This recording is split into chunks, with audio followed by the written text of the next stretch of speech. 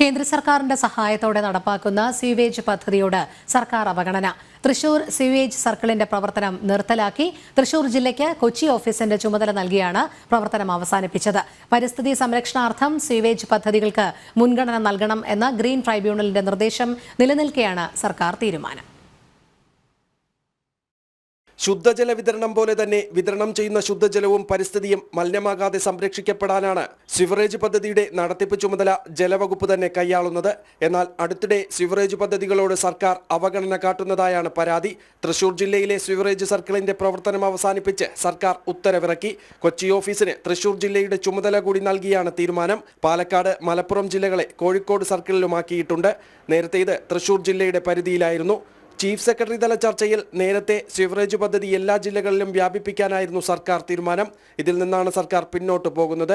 കേന്ദ്രം അമൃത് പദ്ധതി വഴി 179 കോടിയും സ്വച്ഛ് ഭാരത് മിഷൻ വഴി 39 കോടിയും സിവറേജ് പദ്ധതിക്കായി ഇതിനകം നൽകിയിട്ടുണ്ട്. സിവറേജ് പദ്ധതികളോട് സർക്കാർ കാട്ടുന്ന അവഗണന കേന്ദ്രവിഹിതം നഷ്ടമാകുന്നതിന് കാരണമാകും. മാത്രമല്ല പരിസ്ഥിതിക്കും ഇത് ദോഷകരമായേക്കും. ജനം, തിരുവനന്തപുരം.